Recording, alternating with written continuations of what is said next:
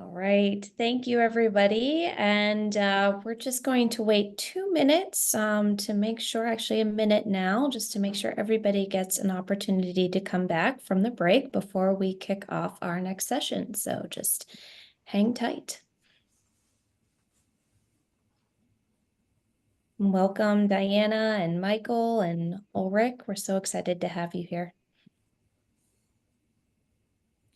Thank you. Excited to be here. Wonderful.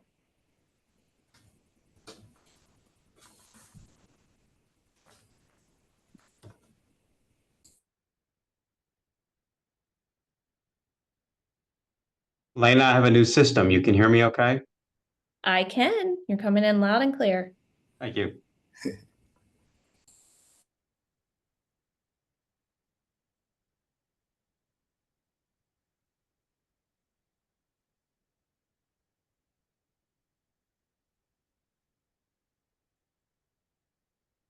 All right, well, welcome back from the break. We have a very exciting session for you coming up. This session is titled Shaping Behavior, Cultivating a Customer Service Mindset to Support Diversity and Inclusion. This one is a little different in that it's going to be a panel and will be completely Q&A. Before I introduce our panelists, I did want to give a little bit of context for this session. So in February of this year, Upswing hosted a webinar featuring our partners titled Upholding Diversity and Inclusion in Higher Ed. And during this webinar, we had a very interesting conversation surrounding the importance of adopting a customer service mindset to support diversity and inclusion initiatives. And it was very much grounded in a personal motto of one of our current partners and administrators, Lakeisha Jenkins Washington from Central State University. And I'd love to just share that motto with you because it's something that has really stuck with us as a company and myself personally as well. And that motto is, if you build it, they will come. If you include them, they will stay. And I just love the simplicity of that and the meaning. And again, it really kind of grounded our conversation then. And I hope that it grounds our conversation today as we have, like I said, three very awesome guests today in this panel. The first of which is Dr. Diana Garland. So Dr. Garland is the Director of Learning Commons at Missouri State University. She has over 35 years of administrative experience and managed programs in tutoring services, international student services, and academic outreach and distance learning. Additionally, she coordinates the Bears Mentoring Bears program and has taught undergraduate and graduate courses in student success for over 15 years. Dr. Garland is a former president of the Missouri Distance Learning Association and the Missouri College Learning Center Association. She holds certifications as a certified Learning Center professional level 4 and serves as the webinar coordinator and representative to the Council for the Advancement of Standards in Higher Education for the International Conference on Learning Center Associations. So welcome, Dr. Garland. Thank you. Thank you. We also have Michael Frizzell, also from Missouri State University. Michael is the Director of Student Learning Services. He has spearheaded the transformation of the Bear Claw into a dynamic modern learning center. He serves as editor of the Learning Assistance Review and authored Learning Centers in the 21st Century. Frizzell curated insights from learning center leaders nationwide in the book Rising to the Challenge, Navigating COVID-19 as Higher Education Learning Center Leaders. He holds leadership roles in various educational associations, including ICLCA and CLADEA. Frizzell is a certified learning center professional and a prolific speaker with over 100 comic book publications and notable works featuring figures like Dolly Parton, Billie Eilish, and Stacey Abrams. And last but certainly not least, we have Ulrich Hill. Ulrich is the director of the Center for Academic Excellence at Durham Technical Community College, not far down the road from me as I live in Raleigh. And Ulrich has over 20 years of experience in K-12 and post-secondary education. He is passionate about mentoring, retention, academic success, and inclusion of underrepresented minority and first-generation students. While the director of the CAE is his primary job function by day, Ulrich continues to work in his community at night. A former collegiate athlete, Ulrich has dedicated his life to developing youth in academics and life skills through coaching and mentoring. He also co-founded DYSA, a nonprofit focused on developing underrepresented and underserved youth in his community. Ulrich is also, with all of this other stuff, also pursuing a doctorate at Liberty University. So again, thank you all for being here today. And as I'm going to kind of kick off the panel by asking a few questions, I do want to also encourage our audience here to put any additional questions in the Q&A, which we will address throughout the panel. I'm also going to just stop sharing so everybody can focus on everybody's words versus my screen. Okay, so we're going to get started with the first question, and we'll kind of open this to any of you that would like to respond. But how can higher education professionals cultivate a customer service mindset that actively supports diversity and inclusion with their institutions?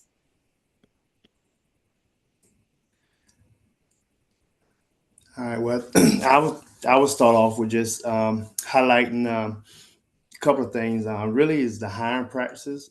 Just making sure that we are recruiting a diverse team that reflects our students, but also reflect our community as well. And then making sure that we start to implement the policies and create policies around diversity and inclusiveness. Wonderful, thank you. Yeah. Diana, or go ahead. Yeah, and I think when we're talking about customer service in a higher education institution, I think we're looking at our current students, our former students, anybody who actually interacts with the university. And at our university, we have a mission of public affairs, and one of those pillars of public affairs is cultural competence. And one of the things that I think we have to do as a university is not only practice and teach that to our students and let that, so hopefully they'll embed that through their entire lifetime, but we have to walk the walk. We have to walk the talk. We have to do those things that we're trying to tell our students what to do. Diane and I obviously work in the same place and in the same building. Our offices are next to each other. And so in a lot of ways, we look at the hiring practices and the customer service aspect of what we do in a similar way. And I agree with Dr. Hill in a lot of what he said as well. I feel like to add to this conversation, if I'm going to talk about the customer service aspects of our Bear-Claw Center for Learning and Writing, I want to know what it's like to be a customer too. And sometimes we get so wrapped up in the pedagogy and where people are supposed to be and how, but what about that experience when they walk in the door? What is the client seeing? Where are they supposed to go? How friendly are these people? All of these aspects starts to play into that. We got to think like business managers. Sometimes we've got to think like small business owners here at institutions. And I think we sometimes forget that. If you don't roll up your sleeves as a learning center director and sit out there with your staff every now and then and find out what's going on, you are missing the boat, because that's where the action is and the excitement is. My office is boring. Who wants to be in there when I can be out there with those students and seeing what those barriers might be? I love that. I am particularly remembering too from a previous session, they were talking about, treating adult learners with almost a concierge type service. And even like using that language and kind of comparing your centers to places of business, I think is definitely a way to almost shift the mindset of kind of what you're talking about. So that's wonderful. Yeah, I think I mean, when I think about it, if my space looks shabby, people are going to treat it shabby. When you go to a business and you could tell the difference between a high-end restaurant and a hole in the wall. Now, we know we like the hole in the wall, tastes pretty good, and usually the customer service is okay. But what I'm talking about here is I want this feeling of that they feel like they belong there. So it's got to straddle that area between you can't be too professional, it's got to be loose enough and relaxed enough. And at the same time, it's got to be, toe the line enough that the student feels like they're going to get something out of their session, because it's a low bar in this type of thing. Can we teach them one thing in that hour, and we don't want to be distracted by the rest. And I would just add to that when you're talking about learning, the learning center is just creating that space, creating that space that's welcoming. Taking away barriers like partitions and stuff like that scream, I'm here for a one-on-one tutor. Just getting the open. What we did here at our center, we opened it up. I opened it up, and it's like it's tables, chairs. It's you come in and you just get to sit down and interact with the students. It's not, I got to go into this room and have a tutoring session. So yeah, just creating that space of inclusive. Yeah, and you want to create a Oh, yeah, go space. ahead, Diane. Yeah, I started saying you want to create a space that students feel like they belong. Yep. And your employees in your space are interested and they listen to what the customer or the student has to say. The spaces, if for those of us who are listening today, the spaces can be kind of chaotic too. And I think when we think about that customer service angle, what happens when you come in and check in at that front desk and you see open tables and chaos? I'm sure it's the same in Dr. Hill's space, and Diana's in my space. Everything rolls, man. So every day it looks different. We don't know where things are because it's everywhere, and that's fun. But at the same time, you're like, all right, but the writing center needs this, and the math center needs that. And so as a customer, what works, what doesn't, how am I not going to be confused? Where am I going to feel that sense of belonging? And you've got to train all your front desk personnel, all your tutors, everyone in the space to greet everyone when they come in, to welcome them. And if they're in the wrong spot, show them where it's going to go. I think that's the thing when you start thinking about it as a business. I know that Diana and I, early on when we were planning the Bear Claw with a team of people, we were even, how do you name the thing? What do you call these people? And I had this weird idea once where I wanted to have the front desk people who ran the computer do that job, answering the phones. It's a lot. But then I wanted someone up front somewhere who could take them to the spot they needed to go in this chaotic space. And I accidentally called them escorts. And I didn't really think about what that meant. And all the student workers went, no, Michael, no. I'm like, what? She escorts the parade. And I go, I don't think it means what you think it means. And what I really meant was somebody in the space, kind of like a hostess or a host at a restaurant, that would say, let me take you to where you're supposed to go and then introduce you to the team that you'll be working with. And those sorts of things Diana and I have been doing, and it works a lot better. But how you name it, what it looks like, where you go, that's all that front personnel issue that you're talking about is how we think about it when we think about it as a business. Mm-hmm. That's great. I'd love to maybe just expand on that a little bit and dive a little deeper too, in terms of the strategies and initiatives that you've implemented to really promote diversity and inclusion within your student interactions that you're having on a daily basis in your department and, maybe just in your institution in general. Would one of you like to respond to that?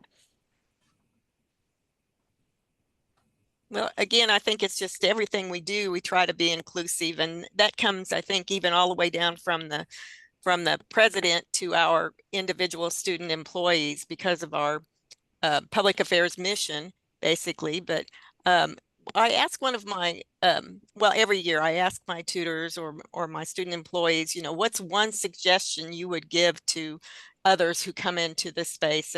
And their response is always treat others like you want to be treated. So I think that's one of the things that we try to include. Yeah, I mean, I know for me and my center, one of the things that we did, we partner with our student engagement department, and we put on a lot of student activities inside of the center, just to bring more students here, to get more students involved, and just really showing the campus that we are here. And we're not just for tutoring, that they can just come in and have a space to read, have a space to do some research. So just our partnership with other departments really benefit us with this. Yeah, I would agree with that. We did the same thing prior to COVID.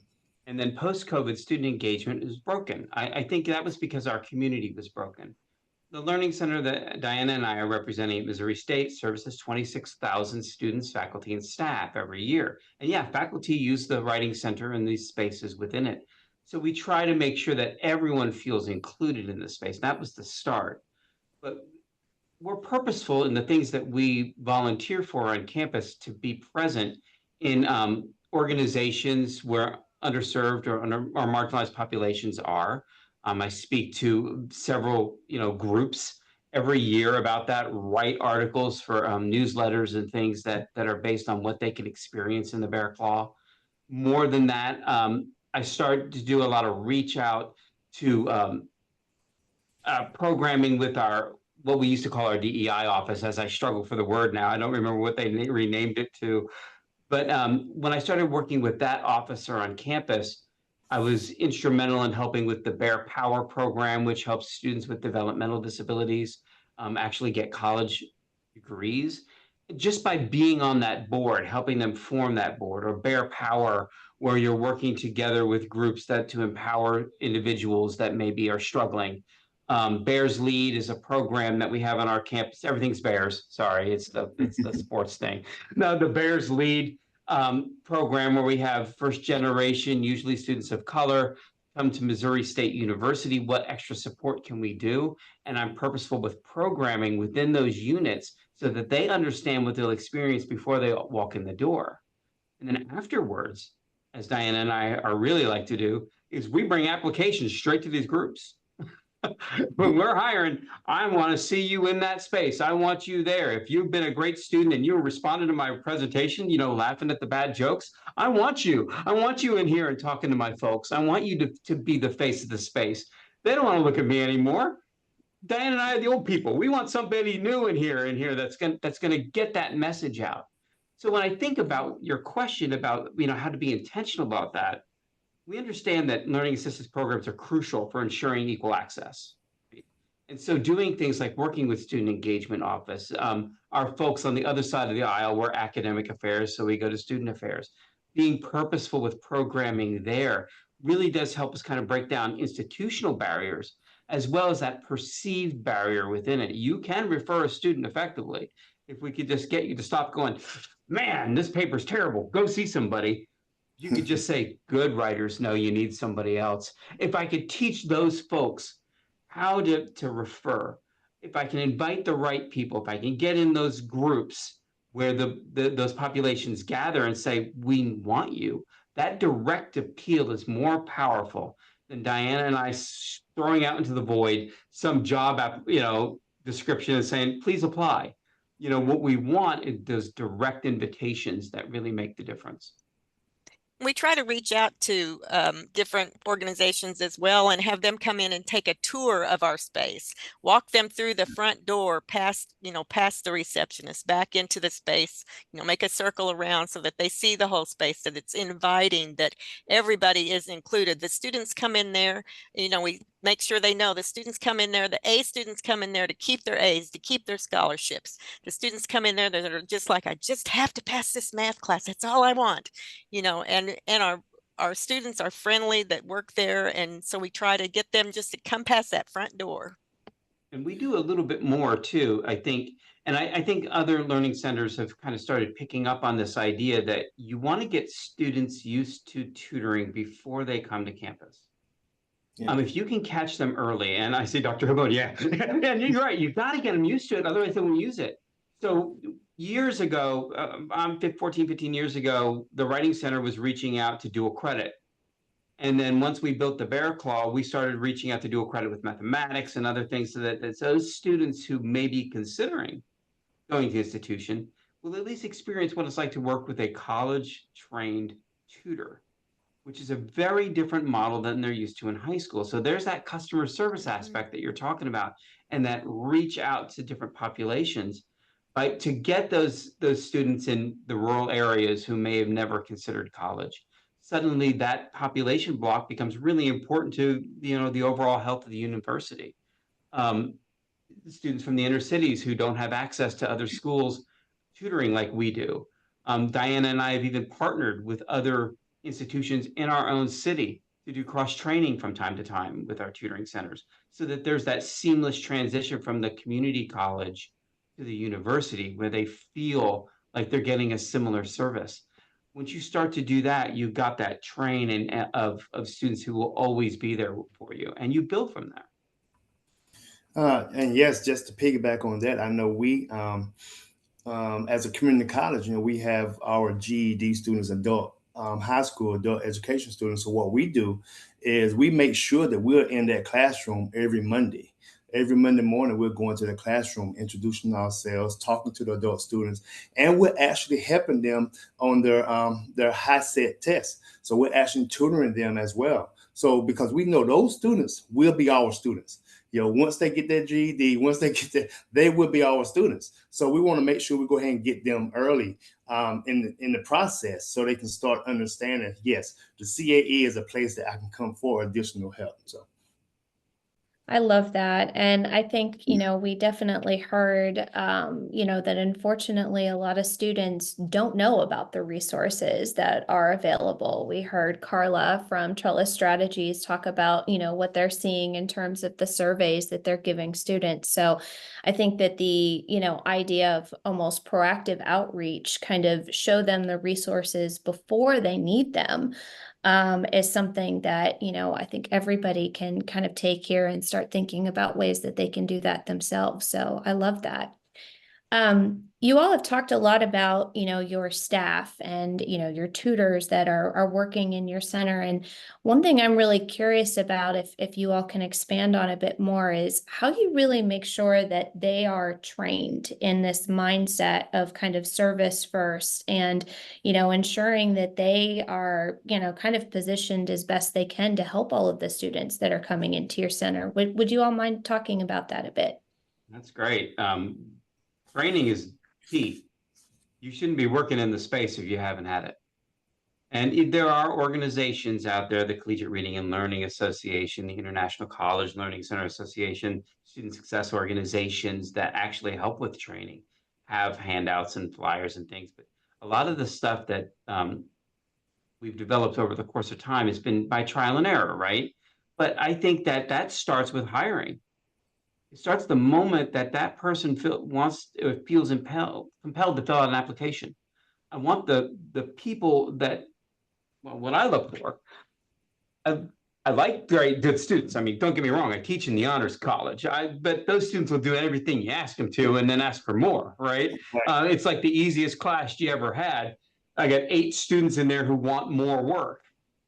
What I'm really looking for is the student who had that class, and the one, smacks you around, makes you work harder than ever, because you suddenly have to teach yourself how to learn.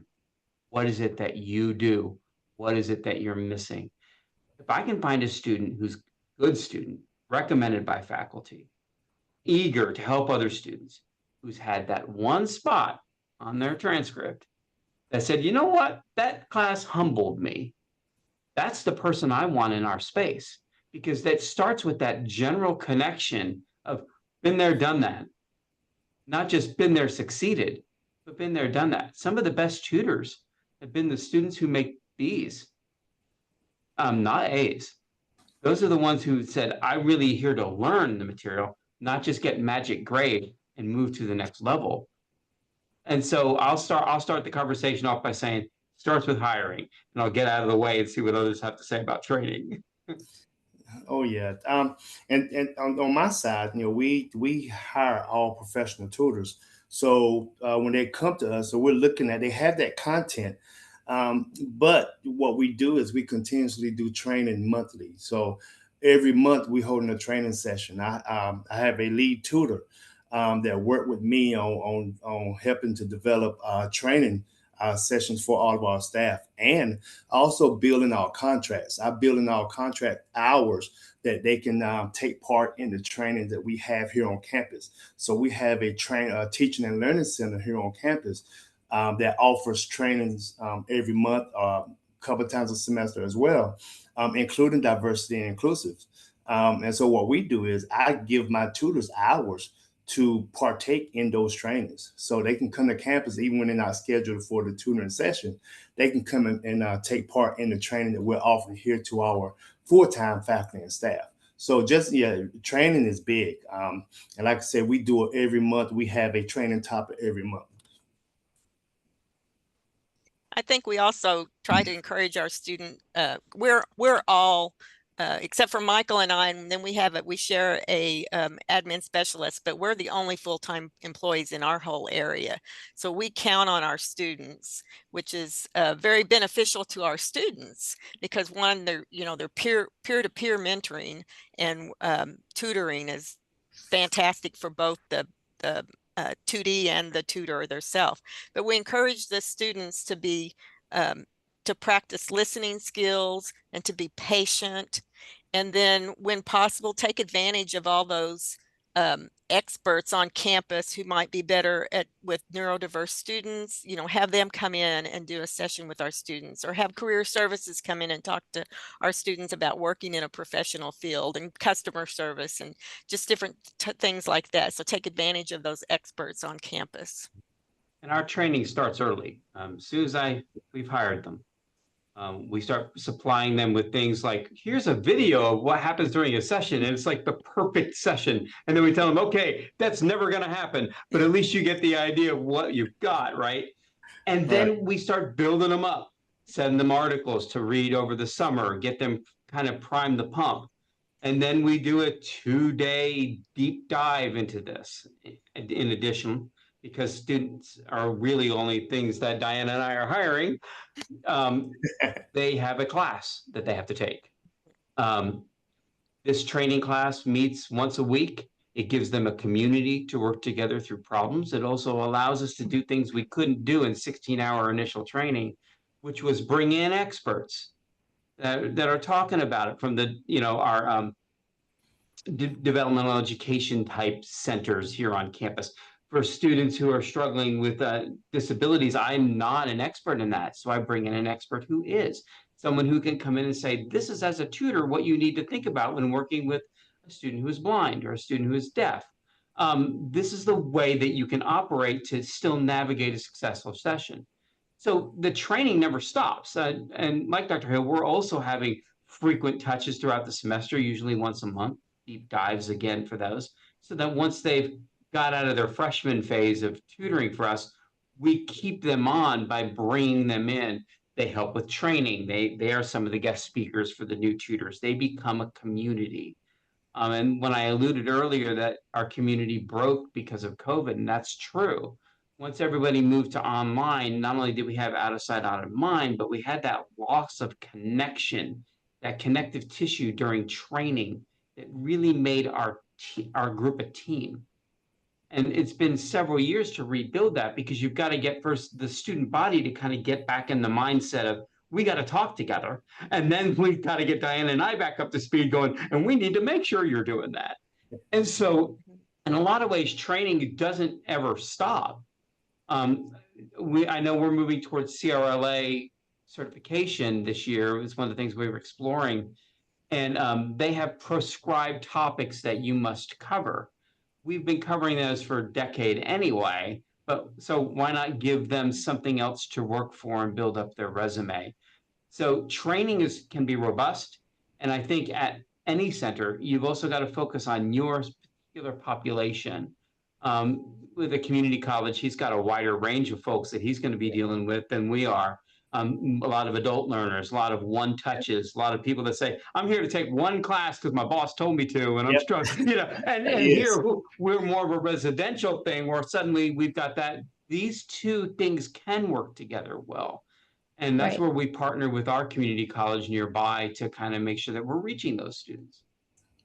I think that's wonderful. And something that you all have kind of touched on is the role that empathy plays in this mindset. And something that I was really curious about, because I think it's easier, right, to measure the, content competence of someone, but it's a little harder to kind of measure that empathy factor, especially when you're looking at the outcomes that are kind of coming out of your learning center and what's happening. So something I was curious about, I was wondering if you could talk about just kind of the measurements you have in place to determine the effectiveness of what you all are doing, and specifically if those measurements include measurements of empathy and cultural competence. If you could just talk a little bit about that, I'd love to hear it.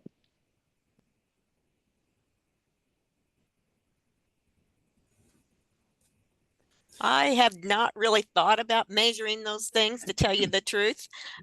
Michael may have, on the other hand, but I think that the way that I measure is walking around, observations. The students have the option when they leave our centers to make comments about what's happened in the space and that sort of thing.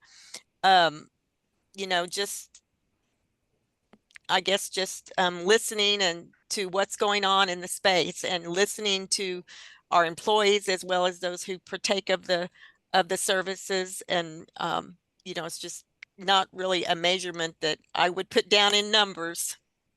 And I'm going to follow up on that before Dr. Hill jumps in, because I'm sure he's doing better than we are on that. I will say that some of our units can have measures that's easier to grab than others. Where Diana's area is the drop-in tables and the subject area tutoring, that's really direct. I run the writing center and the presentation center, and then what we call supplemental instruction, or the PASS program. And those PASS programs actually an international model used by the University of Missouri, Kansas City, in various aspects, and it has measurements built in place to help me kind of measure what you're talking about. And that kind of data, though it can be hard to follow in a lot of way. I can do some predictive modeling of what students seem to work best with what students, but in the end, it's really so individual that you start to lose cohesion on it.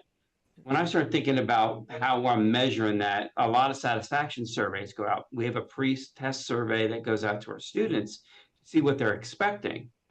And then in the midterm, I've got the faculty involved, the student worker involved, and the student clients responding to those.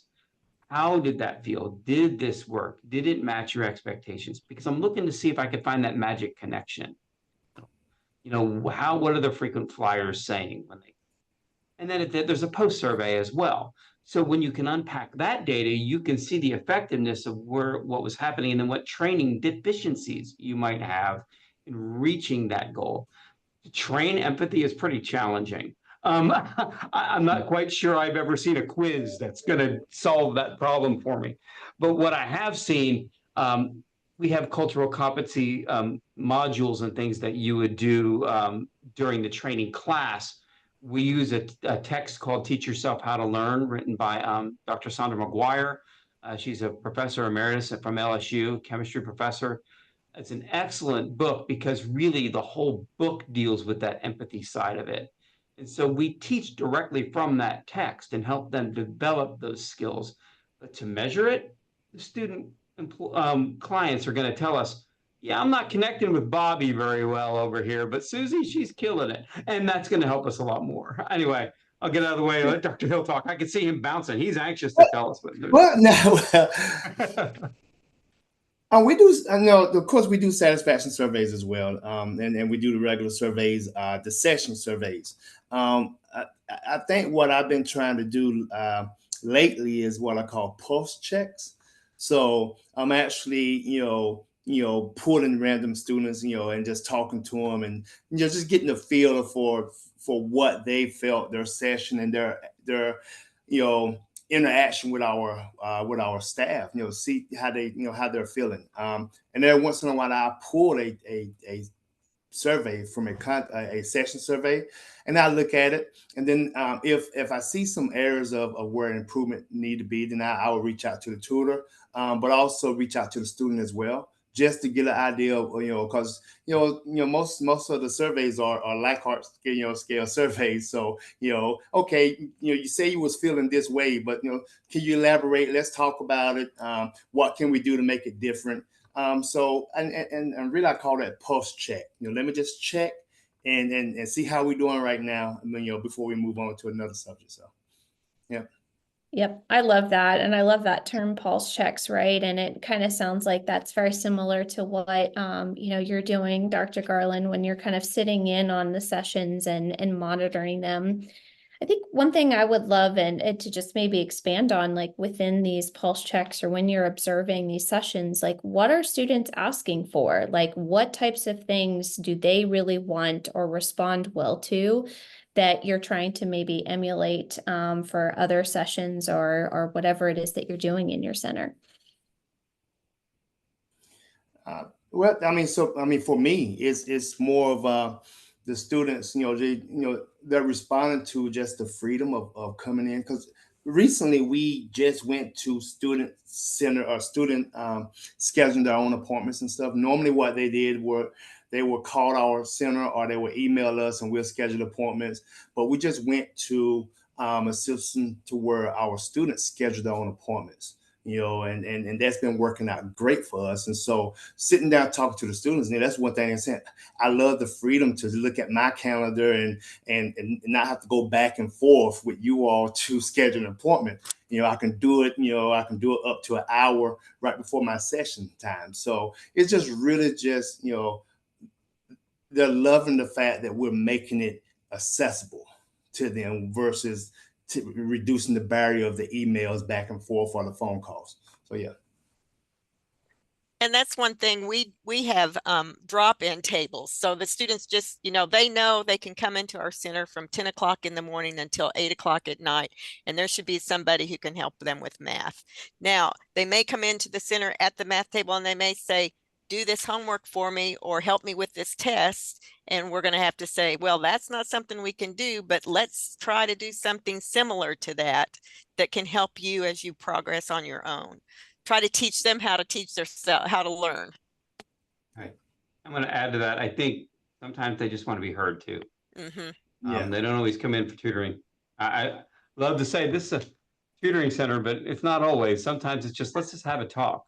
It happens a lot in the presentation center, especially in the writing center. When you're dealing with real personal issues, all writing is autobiographical. Every word you say, every word you write says something about you, group hug, right? And when they bring that stuff in and start working, a lot of stuff comes spilling out.